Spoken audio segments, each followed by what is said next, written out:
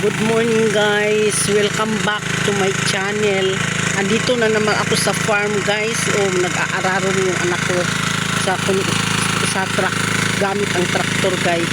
Ayan ganito ang buhay dito sa bundok guys, dito sa bukid. Palaging ganito na lang ang ginagawa namin. Kasi maliliit kami magsasaka.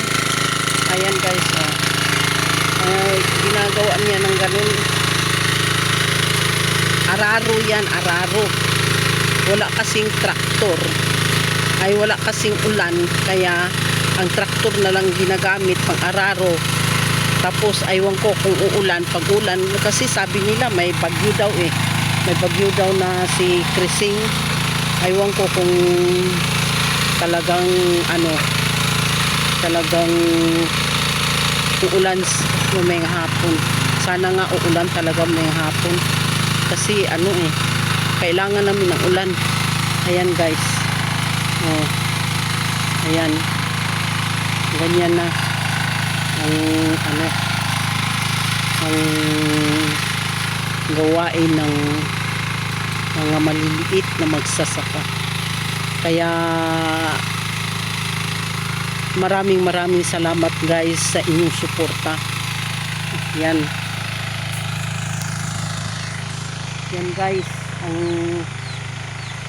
ginagawa ng anak ko, yung nag-araro siya kasi Hulyo ngayon, kailangan maararo na ang mga palayan para pag umulan makuliglig kaagad ito pag mayroon ng tubig. Kasi dito sa amin guys, kung palayan namin walang patubig, hinihintay namin ang ulan, na kung uulan, ayan, makuliglig na to na may tubig upang mataniman ng palay. Ayan yan guys, ayan ayan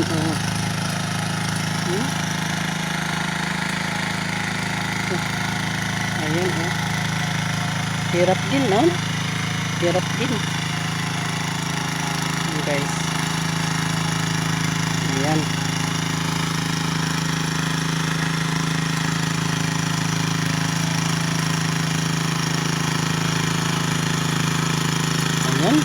alam mo guys, yung itong palayan na to, na-sprayan ito ng pang herbicide, ang pangpatay ng damo. Kaya lang isang buwan tutubo uli yung mga damo. Tingnan mo, ang daming damong maliliit. Ayan, maraming damong maliliit guys. Kaya ayan na. Ayan ang pag-araro niyan, araro traktor ang gamit, hindi na kalabaw kasi walang kalabaw kaya ayan, traktor na yan na ang ginagamit. Ayan, linis ng palayan. Asawa ko maglinis na ng palayan ayan guys, ayan ang hirap din kaya dapat lalaki talaga ang maganyan, kasi ang babae hindi gaanong ang babae hindi gaanong malakas. Kaya yan guys,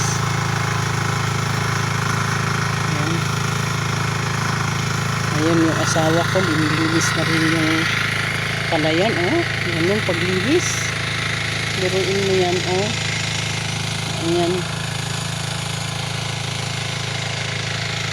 guys, ayan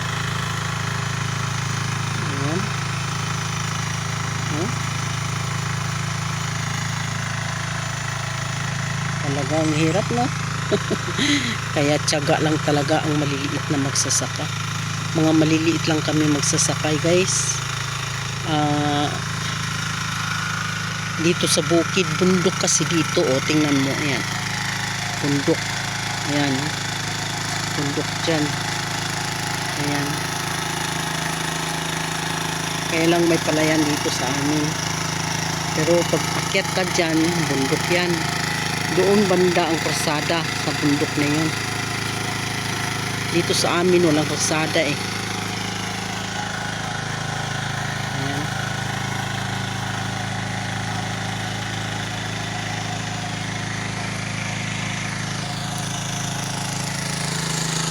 Kaya maraming salamat guys sa inyong suporta, sa inyong panunod. Maraming salamat. Thank you so much.